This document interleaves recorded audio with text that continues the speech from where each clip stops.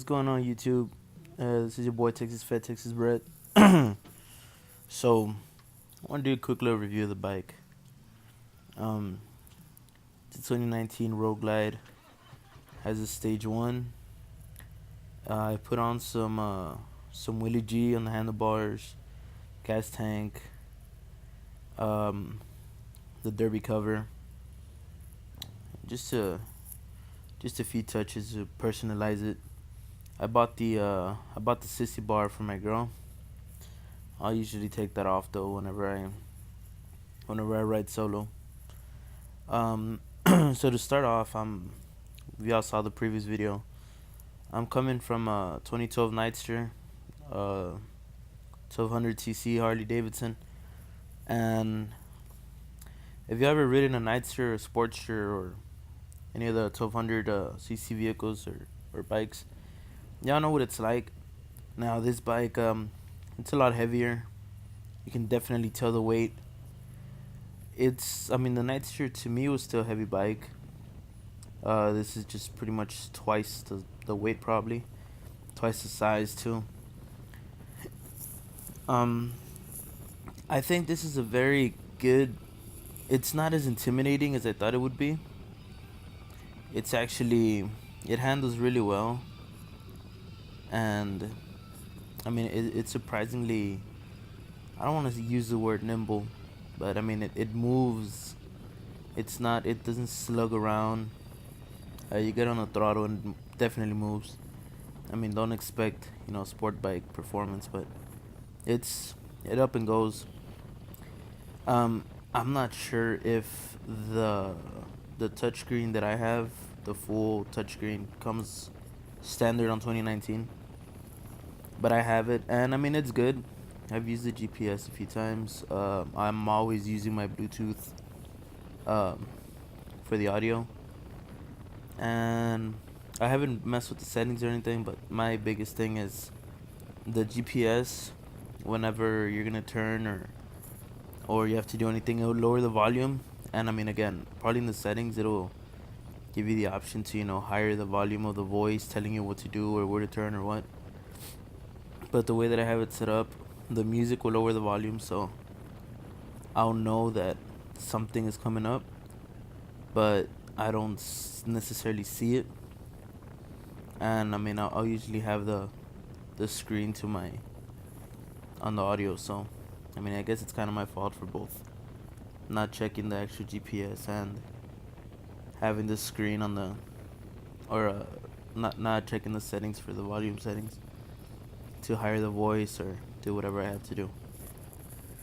The ride is real smooth.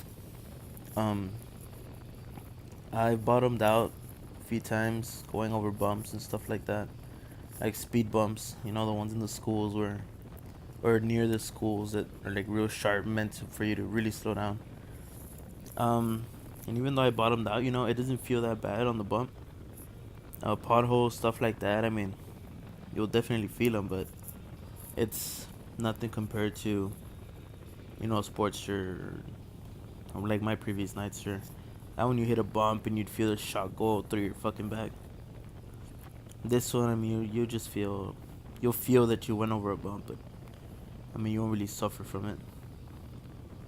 The handlebars are my biggest, not really complain, because although I'm used to mini apes, actually apes, I had apes on mine, they're 14 inches. Although I'm used to apes, these handlebars, I don't feel that they're that bad.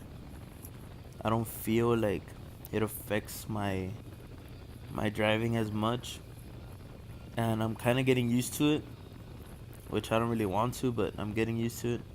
I'm planning on putting in maybe some Z bars on this bike.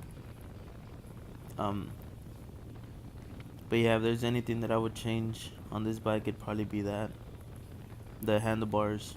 The grips, I don't like the standard grips or the stock grips, but I already changed them out, so for now it's just that the handlebars are too low. Whenever you're gonna do like a slow turn, sharp turn, my hands are probably around my, I don't want to say waist level. I haven't really paid attention, to be honest. Maybe my chest level, not even. I don't know. My hands are pretty low compared to what I'm used to.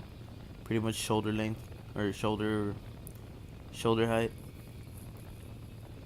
Now, if you're thinking about buying this bike, there's a few things you should consider. Like me, how you see me riding here, I'm in an open road. I'm about to hit some city lights and stuff like that. But in the open road, it's a beauty. You're just driving along, fucking own the road. When it gets to stop and goes and stuff like that, it starts getting a little bit of a pain in the ass. Stopping and going and having to move slow with traffic like this, it's pretty annoying. I know it's a bike, but I mean, I remember on my 1200, it was a lot lighter, so stopping and going wasn't that much of an issue. On this one, it's just you're having to stop and go on a fucking big chunk of metal. So I still got it. I knew that most of my riding was gonna be in the city, but I wanted the speakers, I wanted the comfort, the saddlebags, all that. So I decided to go for the Road Glide. But just keep that in mind. If you think that you're just gonna be, city riding and never gonna take it on the highway, just know that there is funner bikes. There is, you don't have to pay as much to have a blast on the road. And I mean, there's always upgrades you can do. I just chose to go for the Road Glide, and I would recommend it to anyone. But I would tell you that if you're thinking of getting a Road Glide and you're gonna do strictly city riding, I mean, think about it. I was looking at the Fat Bob before I got this one, and not that I regret it. I just wish that I had it also. Just so, like, if I'm gonna go on the highway or something, I know I could take the Road Glide. And around city, if you wanna just haul ass or get to wherever you wanna go, I mean, something smaller, not a touring model would be perfect. So that's one thing. I mean, I would just advise you all just to look into. It's an awesome bike. I have no regrets buying it. And if you guys are interested, any questions about the bike, anything like that, just go ahead and shoot me a comment or shoot me a message. Again, I'm not discouraging anybody about getting this bike. It's a fucking awesome bike. If anything, I tell you to get the 114, just because more power's always good. But yeah, if you're gonna be on the highway or just on open roads, even if it's around town, like freeways and stuff like that, it's a badass bike. If you're gonna be in a lot of stop and go traffic, it's still good. It's not as bad as I thought it would be. But you can definitely tell that the bike's not home. It's not where it's meant to be. Stopping and going and stopping and going and stopping and going. So yeah, I mean, that's pretty much it. I have no complaints about this bike. Even the handlebars, I don't really complain about them. It's just, it is what it is. So thank y'all for watching.